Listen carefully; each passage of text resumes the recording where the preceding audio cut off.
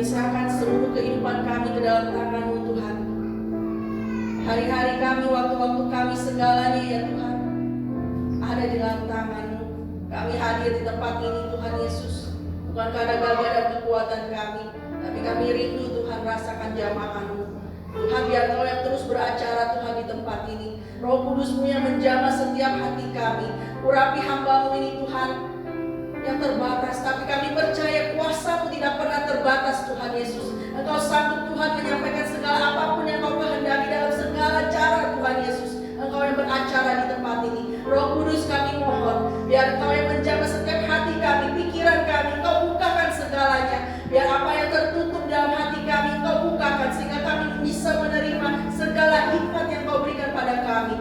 Jamah ya Tuhan Yesus. Dan kami berdoa bersatu hati di tempat ini Tuhan Yesus. Apapun yang bukan dari Engkau, segala roh pengganggu, roh pengacau, roh perusak, roh yang mengganggu jalannya ibadah ini, kami ikat, patahkan dan kami hancurkan dalam nama Tuhan Yesus.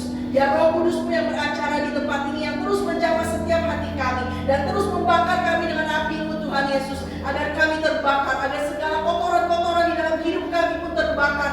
Hilangkan dari segala yang jahat dalam kehidupan kami. Terima kasih Tuhan Yesus. Kami percaya Tuhan, firman-Mu adalah kebenaran, kebenaran yang memerdekakan kami. Firman-Mu adalah kekuatan bagi kami, firman-Mu yang membebaskan kami. Dan kami percaya Tuhan, tidak ada firman-Mu yang kembali dengan sia-sia. Dan kami mau berdoa Tuhan Yesus, agar hati kami, pada saat ini hati kami Kau jadikan tanah yang subur, siap untuk menerima firman-Mu Tuhan. Sehingga kemanapun kami melangkah, firman itu Tuhan akan terus memberikan buah kepada orang-orang di sekeliling kami. Terima kasih Tuhan Yesus, terus beracara dalam kehidupan kami Tuhan. Dan kami serahkan segalanya hanya di dalam nama-Mu Tuhan Yesus. Setiap orang percaya siap mendengarkan firman Tuhan, katakan amin. Berikan kemuliaan Tuhan Yesus dalam hidup saudara. Wow, merasakan hadirat Tuhan di tempat ini? Amin. Amin. Luar biasa Tuhan kita ya saudara. Sambil menunggu yang lain seperti biasa, saya akan bercerita dulu tentang apa yang sudah dibawakan 2 minggu yang lalu. Bukan bulan lalu, 2 minggu yang lalu saudara ya. Jadi waktu 2 minggu yang lalu kita berbicara tentang meresponi Tuhan. Ya, kita perlu meresponi segala sesuatu bukan hanya dengan baik, tetapi juga dengan benar. Respon kita itu menentukan apakah nantinya kita akan mendapatkan upah atau nantinya kita akan mendapatkan hukuman. Bagaimana manusia meresponi Tuhan dapat dilihat bagaimana kita itu dalam menjalani kehidupan sehari-hari. Apakah kita itu sungguh-sungguh mengasihi Tuhan atau menyia-nyiakan kasih karunia Tuhan dalam hidup kita dengan hidup seperti orang-orang yang gak kenal Tuhan. Ya, kenapa kita harus meresponi Tuhan dengan benar? Waktu itu kita sudah membahas, kalau kita salah meresponi Tuhan, maka hidup kita hidup di dalam dosa, menjadi pemisah antara Tuhan dengan kita. Padahal manusia diciptakan untuk apa saudara? Waktu itu kita sudah membahas, kita diciptakan untuk memuliakan Tuhan. Kita diciptakan untuk mempunyai hubungan yang intim, persekutuan yang intim dengan Tuhan. Kita diciptakan untuk apa? Untuk melakukan kehendak Tuhan. Tapi karena dosa, karena kita salah meresponi Tuhan, karena dosa, akhirnya terputus segala hubungan itu. Kita nggak bisa lagi meresponi Tuhan dengan benar. Manusia mencari siapa penciptanya. Manusia mencari kemana saya harus menyembah. Oleh sebab itu, manusia menyembah batu-batu, manusia menyembah binatang-binatang. Ya, kita sudah membahas itu waktu itu. Dan kita juga sudah membahas bagaimana orang-orang Yahudi pada waktu itu, mereka melihat dengan mata kepala sendiri Yesus melakukan begitu banyak mukjizat, tetapi mereka mengeraskan hati, mereka nggak percaya. Nah, kemudian kita juga sudah membahas tentang seorang perempuan Siro-Venesia yang walaupun dia adalah orang Yunani, ketika dia datang kepada Tuhan, dia sudah mendengar dan dia datang kepada Tuhan, dia mendapatkan kesembuhan. Anaknya yang dirasuki oleh roh jahat mendapatkan kesembuhan karena dia percaya kepada Yesus. Nah, kita juga sudah membahas tentang seorang perempuan yang berdosa yang mengurapi Yesus dari Lukas yang ke-7. Ya, saudara silakan lagi kalau baca di rumah, Lukas yang ke-7 ayat 36 sampai 50. Dosanya yang begitu banyak itu sudah diampuni, sebab itu dia berbuat banyak dosa, banyak kasih kepada orang lain. Tapi kalau orang yang sedikit diampuni, sedikit pula dia berbuat kasih. Waktu itu kita membandingkan sikap ya bagaimana orang yang merasa dosanya, wah saya dosa banget nih, saya udah diampuni sama Tuhan, dibandingkan dengan orang yang saya dosanya cuma sedikit, jadi ya saya sedikit diampuni. Jadi waktu itu Tuhan Yesus sendiri memberikan perumpamaan. Satu orang berhutang 500 dinar, yang satu lagi 50 dinar. Ketika hutang itu dihapuskan, siapa yang lebih bersyukur kepada dia yang menghapuskan hutang? Tentu yang hutangnya 500 dinar. Jadi waktu itu juga saya memberikan pertanyaan kepada saudara, apakah saudara itu perempuan yang berdosa yang datang mengurapi Yesus, atau saudara seorang orang Farisi, Simon orang Farisi yang mengundang Yesus datang dengan tidak menjamu Yesus semestinya. Ya, hari ini kita akan terus melanjutkan bagian respon yang kedua. Meresponi bagian yang kedua. Sebelumnya saya ingin memberikan satu tokoh Alkitab. Ya, saya demen banget sama Daud ini. Dia itu luar biasa kalau menurut saya. Daud dan Saul. Kalau saudara mau baca, silakan saudara baca dalam 1 Samuel yang ke-9 sampai selesai. Nah, kita bahas tentang Saul dulu. Saul ini adalah seorang raja Israel yang pertama atau kedua, saudara? Yang pertama atau kedua? Halo? Saul adalah raja Israel yang pertama, ya. Dia orang yang luar biasa, saudara. Dari antara saudara-saudara lainnya, dia sebangku lebih tinggi. Dia orangnya luar biasa. Pas lagi Daud, pas lagi Samuel melihat dia, wah ini luar biasa, ini orang yang dipilih Tuhan. Dia berbeda di antara yang lain-lain. Dia orang yang luar biasa, dia diurapi oleh Tuhan menjadi raja Israel yang pertama. Karena waktu itu bangsa ini menuntut sama Samuel, pokoknya kita harus punya seorang raja. Kita mau punya seorang raja untuk memimpin kita untuk berperang, untuk seperti bangsa-bangsa yang lain, raja yang memimpin. Jadi kata Tuhan, udah Samuel, kamu dengarkan apa permintaan mereka, pilih seorang raja bagi mereka, urapi. Nah, kemudian Saul itu bertemu dengan Samuel. Dia itu adalah seorang Benyamin. Dia mengakui, Saul itu mengakui kalau dia itu adalah suku yang terkecil, yang paling hina dari segala suku Israel. Kalau saudara baca sebelumnya, kenapa dia mengatakan sukunya adalah bangsa yang terhina, suku yang terhina dari semua bangsa yang Israel, kita akan ketahui kalau waktu itu ada perbuatan noda di Gibea. Ya, kemudian dilanjutkan, saudara. Dan luar biasanya Tuhan, walaupun Saul ini adalah seorang yang dia mengatakan kalau dia itu dari suku yang terkecil, dari orang yang paling hina, tapi Tuhan tetap pilih dia. Jadi saudara, satu pelajaran juga buat kita. Kalau kita merasa nggak mampu, kalau misalnya kita merasa kecil, kalau kita merasa paling hina atau segalanya, tapi kalau ketika Tuhan memilih kita, bagaimana kita meresponi Tuhan? Benar? Ya, kemudian karena ketidaktaatan Saul ini, ya waktu orang Filistin datang menyerang, berarti dia itu gegabah. Padahal Samuel udah bilang sama dia, tunggu sampai aku datang, kemudian aku akan mempersembahkan korban bakaran. Tetapi Saul ini gegabah. Dia sambil menunggu Samuel nggak datang-datang, akhirnya dia mempersembahkan. Nah, di sana dia sudah mulai nggak tahan. Kemudian dia ditolak lagi sebagai raja pada saat mereka berperang melawan bangsa Amalek. Raja Agag, Samuel mengatakan kepada dia, perintah Tuhan, basmi semuanya, bantai itu semua orang-orang Amalek, sampai ke ternak-ternaknya semua bantai. Tapi apa yang dilakukan oleh Saul? Dia mengumpulkan ternak-ternak yang terbaik. Rajanya si Agag itu diselamatkan oleh dia. Dia sudah kata, oleh karena itu Tuhan menolak dia. Jadi penting banget untuk meresponi Tuhan dengan benar. Nah, sebaliknya dengan Daud itu diurapi menjadi raja yang kedua. Dia diurapi oleh Samuel ya, di tengah-tengah saudara-saudaranya. Waduh, kalau kita melihat cerita itu luar biasa Tuhan. Tuhan gak memilih saudara itu hebat. Tuhan gak memilih saudara itu kaya. Tuhan gak memilih saudara itu pintar. Tapi ketika saudara memberikan hidup saudara untuk Tuhan, mau dipakai oleh Tuhan, Tuhan akan pilih saudara. Oke, kita lihat ini Daud ini badannya kecil. Pada saat saudara-saudaranya dipilih sama Samuel, gitu ya, dilihat, wah ini nih badannya hebat. Dia ini tentara, waduh hebat. Ini pasti pilihan Tuhan, dia akan dijadikan raja. Tapi ternyata Tuhan telah menolak dia. Kemudian datang yang kedua, Tuhan telah menolak dia. Sampai akhirnya mereka mencari Daud lagi di padang. Nah, luar biasanya Daud diurapi oleh Tuhan. Di tengah-tengah saudaranya, Daud itu dipilih menjadi pemain kecapi. memainkan kecapinya Saul. Pada waktu setiap kali roh jahat hinggap pada Saul, ketika dia memainkan kecapinya, roh jahat itu keluar. Luar biasa sekali. Nah, setelah dia menang melawan orang Filistin, Goliat, cerita dengan Goliat itu saya skip aja, ya. Kemudian timbul satu masalah. Saul mulai iri kepada Daud. Kenapa? Karena pas lagi mereka memasuki kotanya, orang-orang perempuan-perempuan keluar dan mereka tuh bernyanyi-nyanyi. Saul mengalahkan berlaksa-laksa. Saul mengalahkan beribu-ribu, tetapi Daud mengalahkan berlaksa-laksa.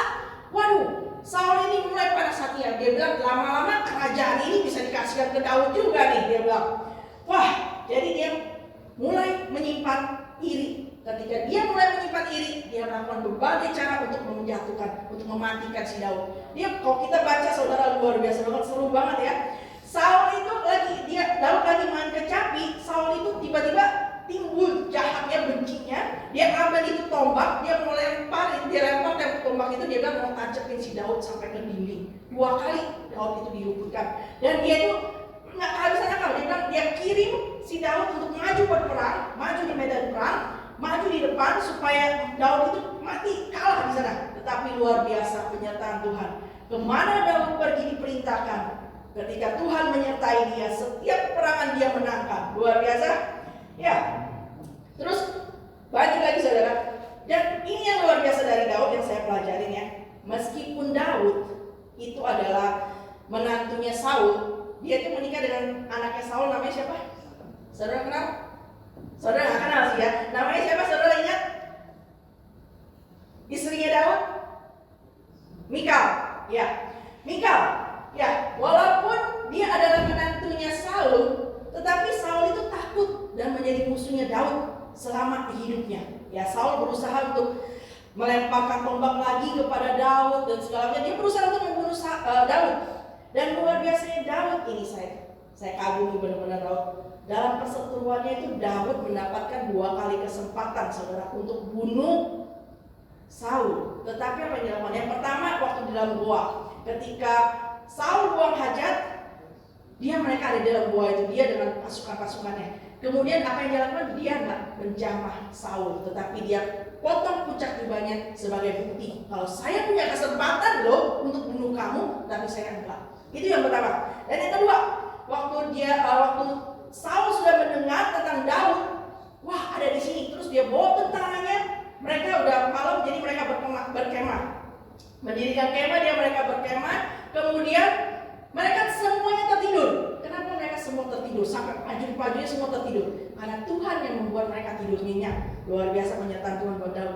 Nah, ketika mereka tertidur, Daud itu ambil tombak dan kedingnya. Dia punya kesempatan untuk bunuh Saul. Tetapi apa yang dia katakan 2 kali? Dia bilang apa? Dia bilang, Dia bilang dia tidak akan menjamah Saul, orang yang diurapi oleh Tuhan. Luar biasa ya. Kalau kita punya kesempatan buat menjatuhkan orang, waduh kapan lagi nih? Kalau mendengar kabar yang jelek tentang seseorang, waduh kapan lagi nih? Bisa disikat habis nih. Apalagi dia dulu pernah begini sama saya, dia udah berniat jahat sama saya. Tapi luar biasa Daud, dia nggak menjamah orang yang diurapi Tuhan. Walaupun Saul udah jahat sama dia, tapi dia bilang saya nggak mau mengotori tangan saya untuk menjamah orang yang diurapi oleh Tuhan. Wah luar biasa saudara. Jadi apa yang kita pelajari dari Daud? Dia itu punya respon yang benar kepada Tuhan dan juga kepada sesama. Intinya Saul orang yang sudah diurapi Tuhan, menerima kemurahan Tuhan, kebaikan Tuhan, menjadi raja yang pertama di Israel. Tapi dia salah meresponi Tuhan, ya, sehingga dia ditolak. Bahkan Daud juga ya sudah menunjukkan kasihnya kepada dia, tetapi dia berniat untuk membunuh Daud juga. Tapi kita belajar dari kehidupan Daud, bagaimana dia meresponi Tuhan, saudara. Dia juga dia tidak seperti orang-orang yang lain. Dia ada kesempatan bunuh, tapi dia enggak. Dia ada kesempatan, dia berikan. Dia tidak berani menjamah orang yang diurapi Tuhan, tapi dia menunjukkan kasihnya. Ya, bagaimana kita meresponi kasih Tuhan? Kita baca kembali saudara Lukas yang ke-7 ayat yang ke-47. Kita baca kembali Lukas yang ke-7 ayat 47. Tapi kalau misalnya nanti di rumah silakan saudara baca lagi ayat 36 sampai ke 50. Yesus diurapi oleh perempuan berdosa. Jadi saudara tahu inti ceritanya seperti apa. Saya bacakan Lukas yang ke-7 ayat 47. Sebab itu aku berkata kepadamu, dosanya yang banyak itu telah diampuni, sebab dia telah banyak berbuat kasih. Tetapi orang yang sedikit diampuni, sedikit juga ia berbuat kasih. Jadi kita sudah belajar saudara, bagaimana perempuan ini kita sudah bahas waktu yang dulu. Ntar kalau di rumah yang saudara yang baru, baca lagi Yesus diurapi oleh perempuan dosa, bagaimana perlakuan perempuan itu kepada Tuhan Yesus, bagaimana perlakuan Simon orang Farisi kepada Tuhan Yesus. Ya, kita juga belajar dari Alkitab ya, bagaimana Abraham meresponi Tuhan. Waktu dia diperintahkan keluar dari negeri tanah nenek moyangnya, dia keluar. Walaupun dia nggak tahu ke depannya itu apa yang akan Tuhan lakukan dalam kehidupannya, dia nggak tahu. Apa yang akan Tuhan kerjakan dalam kehidupannya, dia nggak tahu. Tapi pegangan dia hanya satu, jaminannya dia hanya satu, yaitu perkataan Tuhan yang akan menjadikan dia bangsa yang besar. Kita sewaktu dia diperintahkan keluar, dia keluar. Sewaktu dia diperintahkan, Abraham persembahkan anakmu yang tunggal, Iskak. Dia persembahkan saudara. Dia menjawab, waktu itu kita sudah membahas, ketika Tuhan memanggil Abraham dalam Kejadian ke-22, kita sudah membahas, Abraham menjawab, Hineni, Lord, here I am. Ini aku Tuhan. Dia penyerahan sepenuhnya kepada Tuhan. Apa yang Tuhan ingin lakukan, apa yang Tuhan ingin perintahkan, aku siap untuk melakukannya. Dia meresponi Tuhan begitu luar biasa, ya. Sehingga ketika dikatakan pergi, dia pergi. Persembahkan anakmu, dia persembahkan anaknya. Contoh yang lain lagi, saudara, Elisa. Elisa waktu dia dipanggil oleh Elia, dia sedang membajak dengan 12 pasang lembunya. Wah, luar biasa kekuatan Elisa. Dan ketika Elia melemparkan jubahnya kepada Elisa, dia langsung bilang, Bapak, biar aku mencium orang tuaku dulu, kemudian aku akan datang mengikuti engkau. Dia punya 12 pasang lembu, saudara. Tetapi lembu itu akhirnya dia sembeli, dia bagi-bagikan ke orang pekerjanya, kemudian dia mengikuti Elia menjadi pelayannya. Dia meresponi, dia tahu ada sesuatu yang luar biasa dari Elia, karena Elia berasal dari Tuhan. Dia tahu ada sesuatu yang luar biasa, makanya dia meresponi dengan benar. Dia ikut, dan kita sudah membaca apa yang Tuhan kerjakan melalui Elisa dalam kehidupannya. Luar biasa. Jadi saudara, Tuhan itu nggak manggil kita dengan untuk sia-sia, untuk kesia-siaan. Tuhan itu nggak manggil kita untuk sesuatu hal yang nggak berguna. Hidup saudara bukan kesia-siaan, amin. Hidup saudara bukan kecelakaan, amin. Hidup saudara itu bukan kesialan, amin. Ada orang yang mengatakan, oh hidup aku sial banget sebetulnya. Hidup saya bukan kesialan, hidup saudara bukan kesialan. Karena Tuhan memanggil kita bukan untuk sesuatu yang sia-sia. Hidup kita itu berharga di mata Tuhan, amin. Ya, karena Tuhan Yesus sudah menebus kita, sudah mati bagi kita. Saudara, kita sudah dibeli lunas oleh darah Kristus. Tuhan Yesus nggak beli kita dengan ini emas dan perak, biar ganti anak-anakku semua yang percaya padaku. Tapi dia menebus kita dengan apa? Dengan darahnya, pengorbanan yang luar biasa. Bulan yang lalu kita sudah membahas bagaimana penderitaan Tuhan Yesus waktu dia disalibkan. Pada waktu sebelumnya disalibkan, dia disesah dengan apa? Dengan cambuk yang luar biasa, menyakitkan. Belakang-belakangnya itu katanya dijadikan bubur seperti bubur, sampai nggak terlihat lagi, mukanya itu nggak kelihatan lagi. Bagaimana pengorbanan Tuhan Yesus untuk kita semua. Jadi kehidupan kita bukan suatu kesia-siaan. Kehidupan kita adalah sesuatu yang berharga di mata Tuhan. Saudara, tujuan penebusan itu sudah nyata, keselamatan bagi kita. Kalau orang yang gak menyadari eksistensi Tuhan, orang yang gak menyadari kita ini adalah orang berdosa, maka mereka tidak akan menyadari betapa besarnya kasih Tuhan dalam kehidupan kita. Jadi hal yang pertama yang kita harus lakukan, kita sadar kita perlu Tuhan, kita perlu juru selamat, dan juru selamat itu hanya Yesus yang telah menebus hidup kita. Amin. Berikan kemuliaan untuk Tuhan Yesus. Luar biasa ya Tuhan. Contohnya lagi saudara, waktu saudara beli handphone yang paling terbaru, berapa sih yang terbaru sekarang saya nggak tahu ya, iPhone XS yang terbaru mungkin ya. Saudara punya handphone yang paling canggih di dunia ini ya. Apakah handphone itu akan saudara taruh cuma di etalase, cuma di dalam lemari pajangan, nggak usah diapa-apain? Tapi saudara pasti akan belajar bagaimana saya akan memakai handphone ini dengan semaksimal mungkin. Fitur-fiturnya, mungkin gamesnya juga, nonton YouTube, nonton video-video yang lain, segala macam. Saudara pasti akan pakai ini handphone semaksimal mungkin. Ya mungkin kalau bisa dijahit kali di tangan ya. Tapi ya saudara tangkap kan maksudnya? Kita membeli sesuatu pasti akan ada berguna buat kita. Ya seperti Tuhan membeli kita dengan darahnya. Bukan dengan darah yang bernoda, bukan dengan darah yang sia-sia. Dia membeli kita full dengan darahnya. Dia membeli kita untuk suatu maksud, tujuan tertentu, tujuan hidup kita, tujuan pada saat waktu Tuhan menciptakan kita seperti semula. Apa yang ingin Tuhan lakukan dalam kehidupan kita? Yaitu memuliakan Tuhan, memiliki persekutuan yang intim dengan Tuhan, yaitu untuk melakukan segala kehendak Tuhan. Dalam Yohanes 14 ayat 15. Ya. Yohanes 14 ayat 15 dikatakan, "Jikalau kamu mengasihi aku, kamu akan menuruti segala perintahku." Tuhan Yesus mengatakan seperti ini, kalau kita mengasihi Tuhan, kita akan melakukan kehendaknya. Dengan kekuatan sendiri, susah saudara. Susah. Saya mau berubah, saya mau ikut Tuhan dengan kekuatan sendiri, susah. Tetapi kita punya satu jaminan. Tuhan Yesus sudah mengatakan, Dia tidak akan meninggalkan kita seperti anak yatim. Dia akan memberikan Roh Kudus-Nya yang mengingatkan kita, yang mengajarkan kita, yang memberikan kita, mengingatkan kita akan segala apa yang Tuhan ajarkan dalam kehidupan kita. Ya, Yohanes 14 kalau misalnya saudara mau baca, kalau saudara belum mempunyai Roh Kudus, minta kepada Bapa dari segala Bapa, saya mau Roh Kudus-Mu Tuhan, supaya saya bisa melakukan apa yang Kau ingin saya lakukan. Ya, saudara, saya nggak bakal bisa mampu untuk berdiri di sini.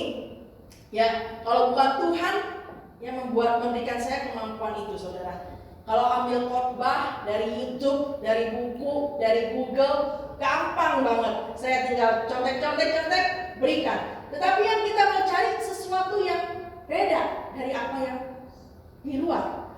Kita ingin Tuhan katakan apa kepada saya? Apa yang ingin Tuhan berikan kepada gerejanya? Apa yang ingin Tuhan sampaikan kepada saya? Apa itu suatu penghiburan pada saat saya membutuhkan penghiburan? Apa itu suatu teguran pada saat saya membutuhkan teguran? Hidup saya tidak benar, hidup saya sudah mulai menjauh dari Tuhan. Apa itu suatu nasihat yang membangun? Kalau kita membuka hati, kita mau mencari Tuhan, segala sesuatu pasti ada. Saya katakan kepada anak saya, selama ini kamu ke gereja, apa yang kamu dapat? Agak-agak mengapa, saudara? Jadi saya bilang sama mereka begini, walaupun kamu susah untuk mengerti firman Tuhan yang begitu panjang, ambil satu intinya. Ulang-ulang kamu catat di dalam handphone kamu. Apa yang kamu dapat? Satu inti aja dari apa yang kamu, 1 jam ini kamu dengar dari apa? 1 jam ini kamu dengar intinya dari khotbah itu apa yang ingin Tuhan sampaikan kepada kamu. Saya percaya setiap orang mendapatkan hal yang berbeda-beda.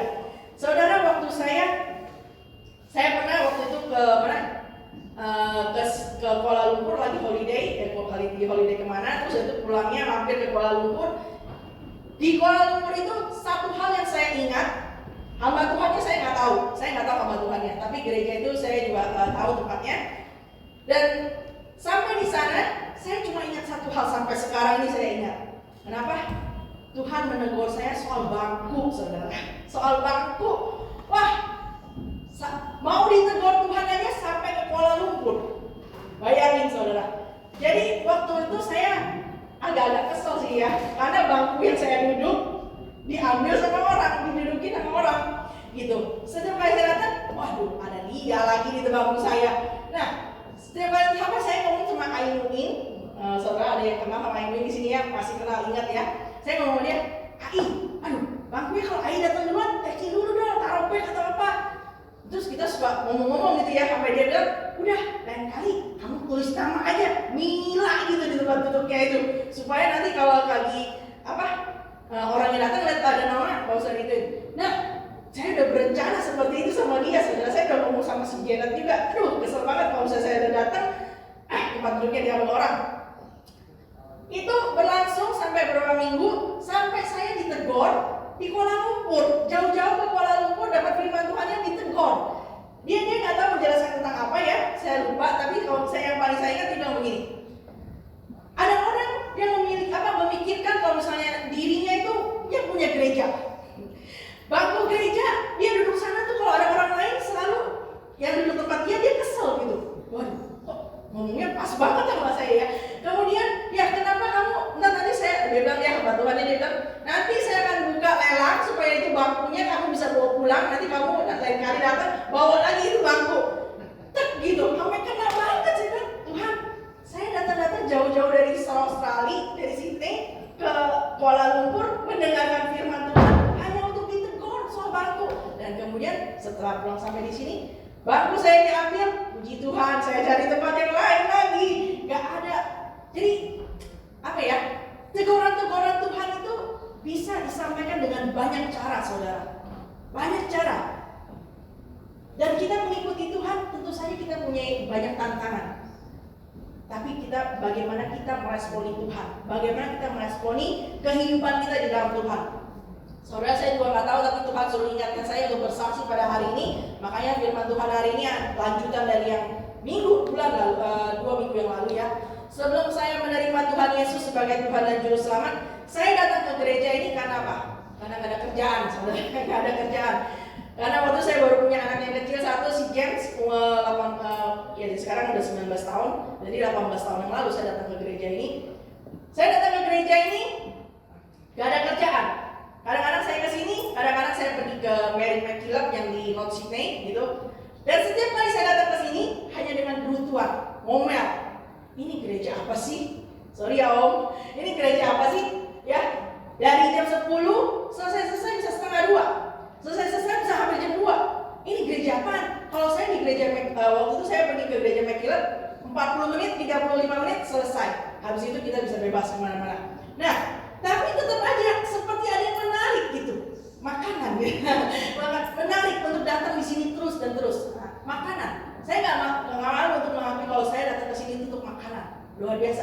Tetapi dari makanan itu Tuhan mempunyai banyak cara untuk bisa mengubah seseorang untuk menjadi orang yang percaya. Bisa melalui makanan, bisa melalui teman, bisa melalui firman Tuhan yang ada di sini. Kita nggak pernah tahu bagaimana Tuhan bekerja. Amin. Yang penting asalkan kita percaya aja.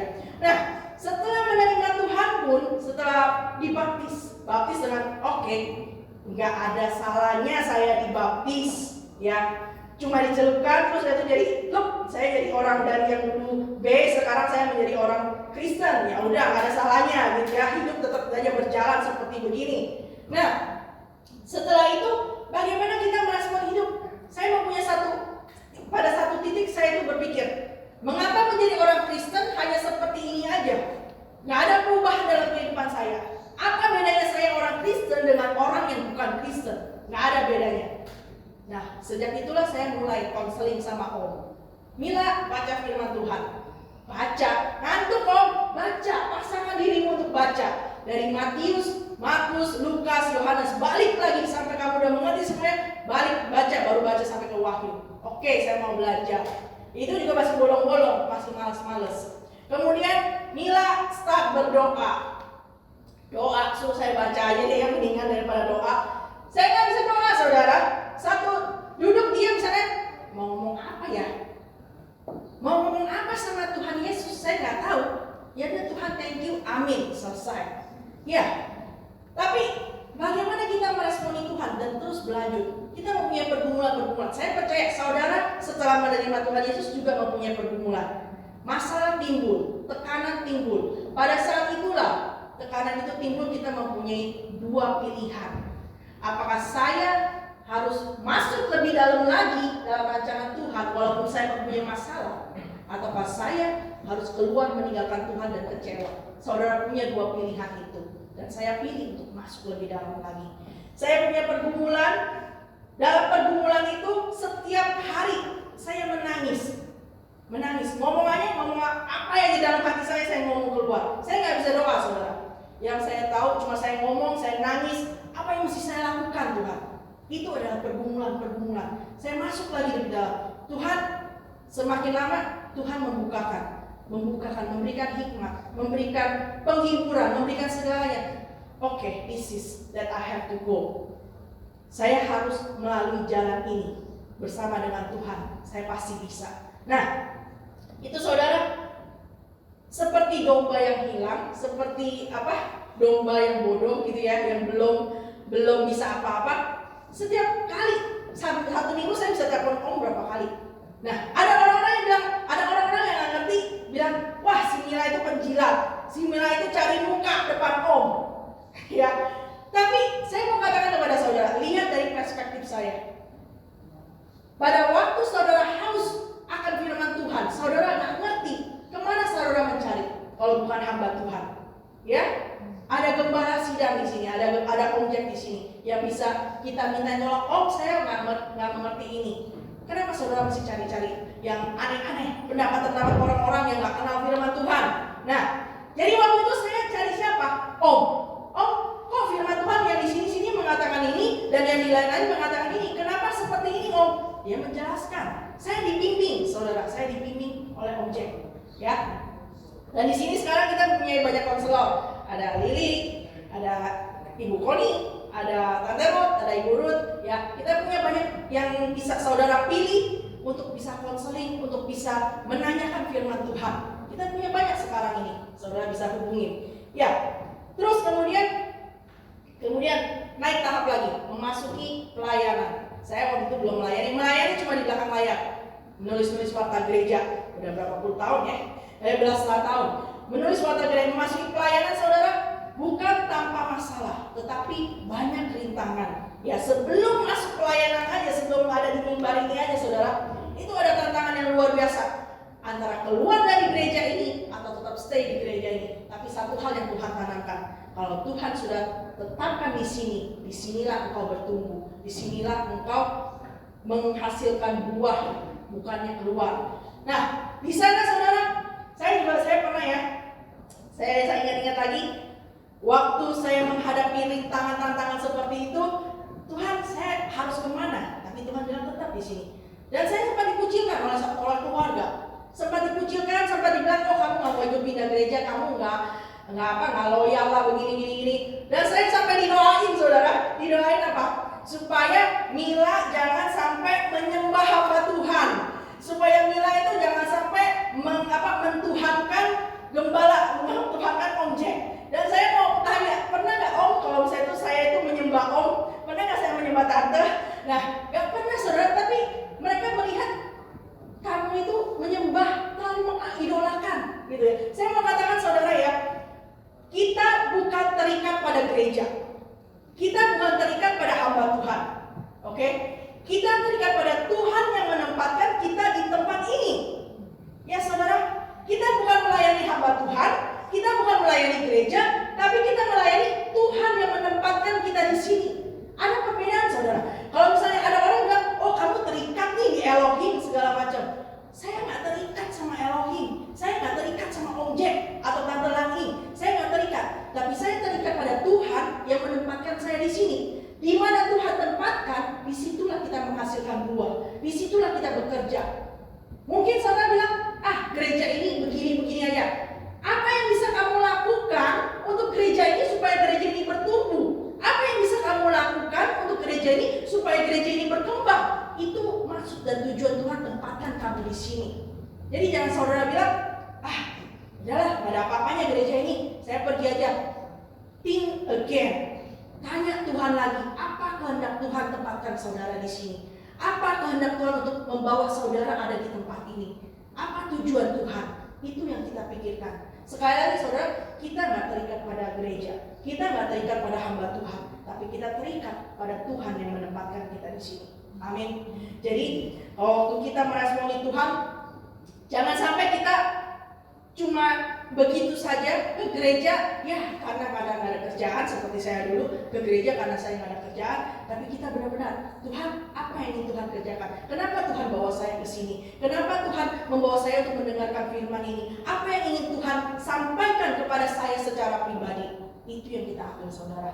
Ya, Tuhan tahu motivasi setiap orang, dan Tuhan tahu motivasi saya bukan uang ada di sini ya, tapi motivasi saya adalah meresponi kasih karunia Tuhan yang sudah memanggil saya keluar dari lubang dosa, yang sudah memanggil saya keluar dari segala kehinaan, diberikan mahkota, diberikan jubah, diberikan kemuliaan oleh Tuhan. Motivasi saya dalam melayani Tuhan. yang hidup, yang sudah memberikan kasih karunia-Nya yang begitu besar. Seperti perempuan yang berdosa ini, saudara. Kenapa dia mau datang menangis di kaki Yesus, membasahi kaki Yesus? Saudara kira gampang itu menangis sampai begitu di kaki Yesus untuk membasahi, mencuci kaki Yesus?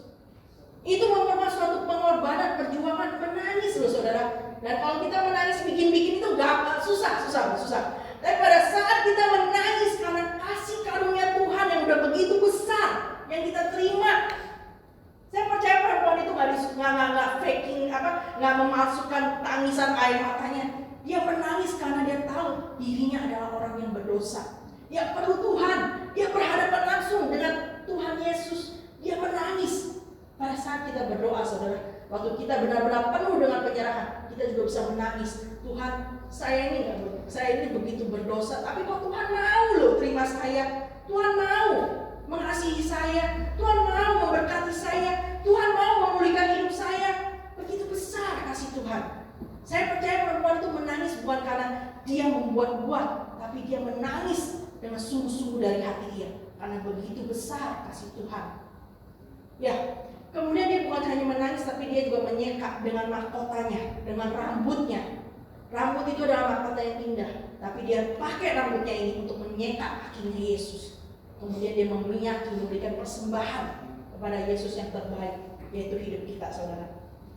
Saudara, sekali lagi saya mau katakan Tuhan sudah memberikan begitu banyak dalam kehidupan kita. Tanya kepada diri kita, bagaimana saya mau bisa meresponi kasih Tuhan yang begitu besar dalam hidup saya? Bagaimana saya bisa meresponi? Ya, jangan sampai kita menyia-nyiakan kasih karunia Tuhan, saudara. Kita masing-masing memang punya pergumulan. Kita masing-masing memang punya tantangan, rintangan dalam mengikuti Tuhan. Tetapi jangan biarkan emosi kita, perasaan kita yang menuntun kita keluar dari Tuhan. Jangan biarkan perkataan-perkataan orang lain yang gak senang membawa kita keluar dari Tuhan. Tapi biarkan kehendak Tuhan yang ambil alih. Saudara, buka hati. Yang pertama adalah buka hati. Buka hati menyadari kalau misalnya kita itu adalah manusia yang berdosa, yang perlu Tuhan. Amin. Di sini ada manusia yang tidak berdosa? Nggak ada ya, semua adalah manusia yang berdosa. Kita menyadari, kita buka hati. Buka hati kita menyadari kita adalah orang yang berdosa, kita perlu Tuhan. Saya satu kali pernah ada yang bilang, wah ini banyak-banyak jemaat yang gak bakal diangkat sama Tuhan, banyak dosanya. Saya bilang dalam hati, waktu itu saya baru belajar mengenal Tuhan ya. Saya bilang dalam hati, mana mungkin Tuhan itu begitu baik. Tuhan itu udah mati buat kita semua. Kita sudah disucikan, kita adalah orang-orang yang akan masuk surga. Saya bilang gitu. Kemudian saya bawa dalam doa, Tuhan cuma bilang satu, perhatikan hidupmu. Saya perhatikan dalam satu hari, saudara. Dalam satu hari lebih banyak dosanya. Walaupun dosa kecil, dosa yang gak sengaja gitu ya, tetap banyak dosanya dibandingkan dengan banyak kebaikan yang kita buat. Jarang kebaikannya, tapi dosanya lebih banyak. Oh ya, benar Tuhan. Kalau kita gak menjaga keselamatan itu akan hilang, saudara. Kalau kita gak meresponi Tuhan dengan benar, kasih karunia Tuhan, yang panggilan Tuhan dengan benar, maka semuanya akan sia-sia. Jadi saudara, yang pertama kita buka hati. Yang kedua lagi, buka hati juga untuk Tuhan. Agar apa? Seperti tadi nyanyian lagu ya, saya gak kompromi dengan WL tadi. Seperti lagu yang tadi, buka hati untuk apa? Terus dimurnikan oleh Tuhan, terus diubahkan. Kehidupan yang dulu saya bobrok, tapi kehidupan yang sekarang berbeda dengan kehidupan yang dulu.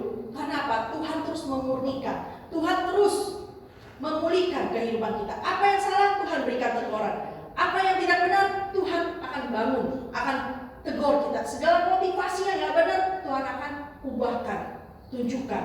Karena segala sesuatu akan dibakar dengan api. Saudara ingat dalam 1 Korintus ya, segala sesuatu akan dibakar dengan api, akan diuji dengan api. Apakah benar-benar motivasi saudara untuk melayani Tuhan itu adalah benar-benar Tuhan? Akan kelihatan. Apakah motivasi saudara ke gereja atau ikut Tuhan itu segala sesuatu yang lain yang gampang terbakar? Akan kelihatan. Karena segala sesuatu dibakar oleh api. Ya, kemudian yang ketiga, tetap buka hati saudara. Karena topik hari ini adalah buka hati. Buka hati saudara untuk meresponi apa yang Tuhan inginkan dalam kehidupan saudara. Jangan apa yang saya inginkan dalam gereja ini, tetapi buka hati apa yang Tuhan inginkan kita lakukan dalam gereja ini. Ya, bukan yang saudara inginkan, tapi yang Tuhan inginkan. Kuasa Tuhan itu nggak bakal bekerja kalau kita nggak buka hati, saudara. Kalau kita mau melihat kuasa Tuhan bekerja di tempat ini, kita buka hati. Kalau kita mau terlibat di dalam pekerjaan-pekerjaan Tuhan, Tuhan akan menunjukkan segala sesuatu yang luar biasa. Amin. Oke, ya saudara, lakukan kehendak Tuhan dengan tekun, setia, dan tulus, pasti akan menghasilkan buah. Saudara, dari rumah saya sudah buka hati, saudara. Dari rumah setiap kali datang ke gereja selalu buka hati. Buka hati apa yang ingin Tuhan sampaikan kepada saya pada hari ini. Ya, jangan datang ke gereja cuma untuk menumpang tidur atau cuma untuk menumpang bercacat cici, bercicat dengan orang-orang lain. Saya udah lama gak ketemu dia nih, ketemunya di mana? Di gereja. Oke, datang ke gereja. Jangan menutup hati untuk firman Tuhan. Tapi kita datang ke gereja dengan buka hati, buka mata, ya. Buka hati dari rumah, buka mata di gereja. Jangan tutup mata. Kalau tutup mata nanti pasti tidur, nggak dapat firman Tuhan. Buka hati, saudara. Siapapun yang bawakan firman Tuhan, pasti ada sesuatu yang Tuhan ingin sampaikan kepada kita. Amin. Ya.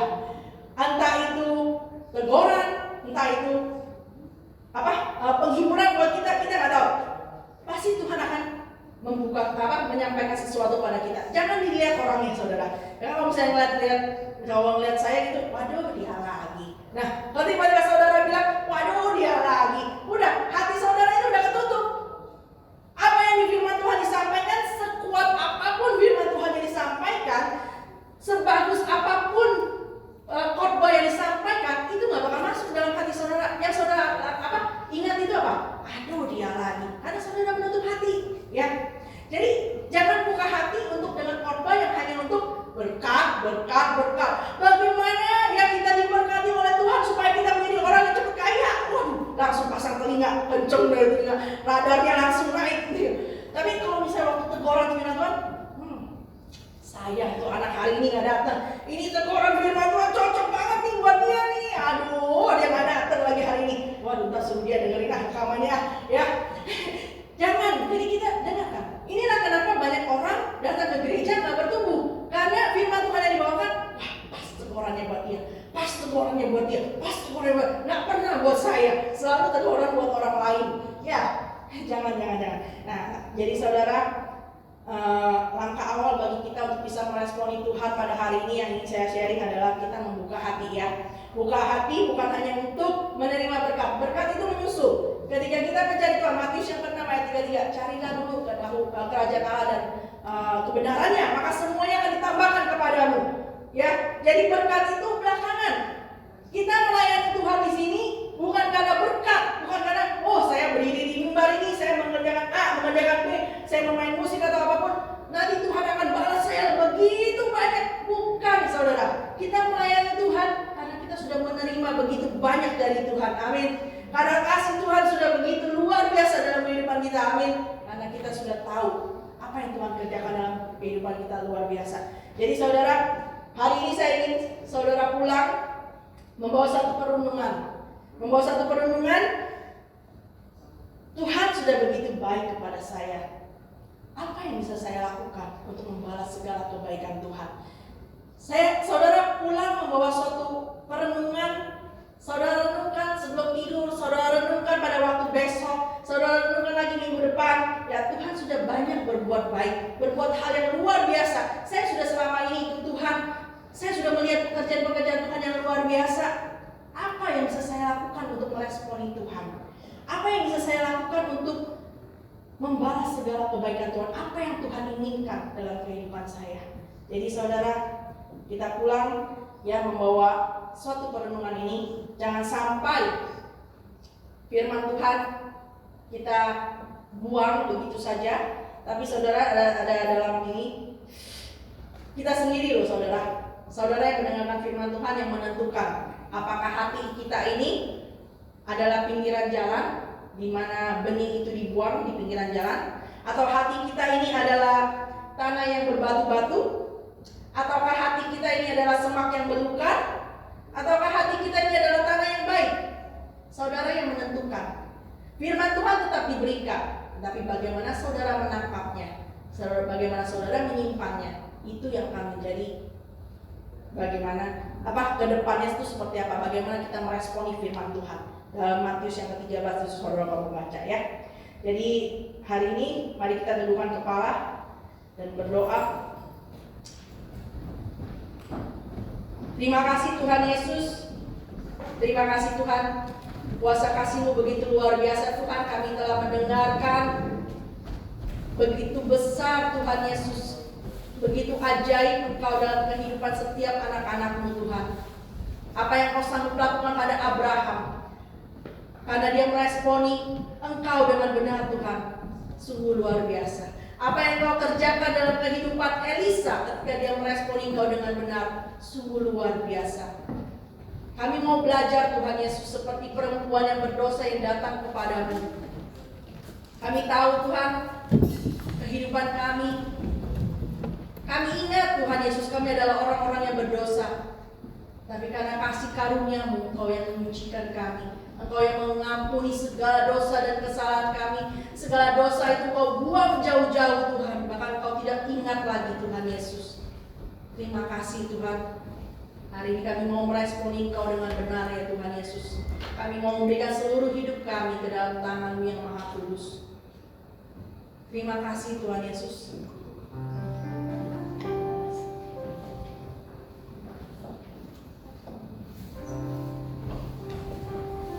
Mari kita nyanyikan lagu ini dengan segenap hati. Terima kasih Tuhan Yesus. Dengan apa kan ku balas segala kebaikan-Mu, segenap hatiku menyembah-Mu Yesus.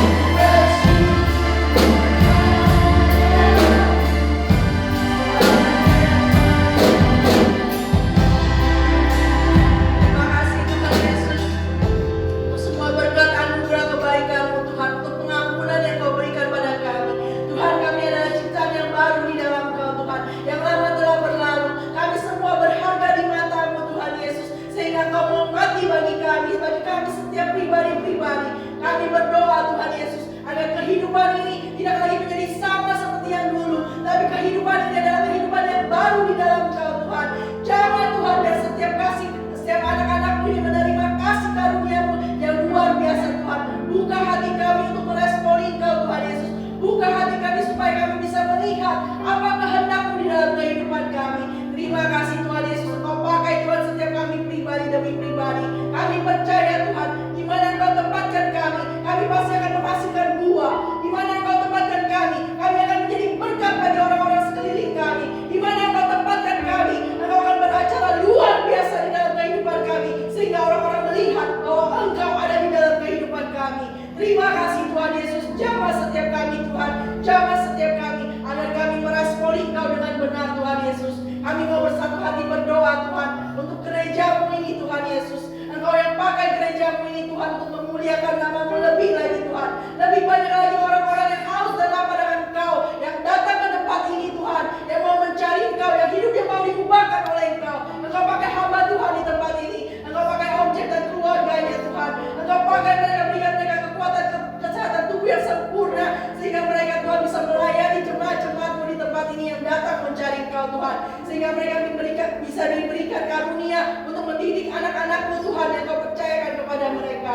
Terima kasih Tuhan Yesus, dan kami juga berdoa untuk pekerja-pekerja di tempat ini. Tuhan, kami berdoa Tuhan, kami bukan melayani Allah yang sia-sia, kami bukan melayani Tuhan yang lain, tapi kami melayani Engkau Tuhan Yesus.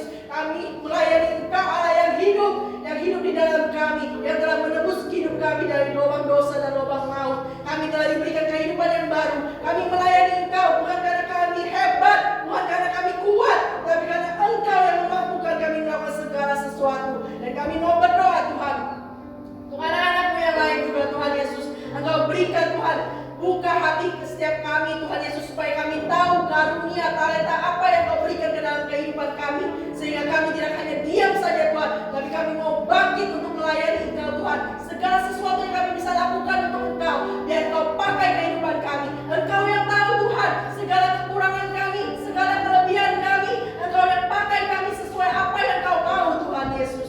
Terima kasih Tuhan, kami percaya Tuhan, kebangkitan rohani akan terjadi pada saat ini Tuhan Yesus. Mulai sekarang sampai selama-lamanya, kami mau bangkit, kami mau merespon Engkau dengan benar Tuhan, sehingga hidup kami tidak menjadi hidup yang sia-sia, tapi hidup kami memaksimalkan segala kasih karunia yang Kau berikan pada kami. Terima kasih Tuhan Yesus, kami kembalikan segala pujian, syukur, hormat, kemuliaan hanya Engkau Tuhan Yesus yang layak menerimanya. Dan terus Tuhan, Roh Kudus-Mu yang bekerja dalam setiap hati anak-anak-Mu, dan sehingga anak-anak-Mu pulang dengan tangan yang hampa, tapi anak-anak-Mu pulang membawa perenungan firman-Mu Tuhan yang terus berbuah, terus menghasilkan buah yang banyak, menghasilkan buah yang lebih banyak lagi dalam kehidupan mereka. Terima kasih Tuhan Yesus, hanya di dalam nama-Mu Tuhan Yesus kami serahkan segalanya. Haleluya, amin. Berikan kemuliaan Tuhan Yesus.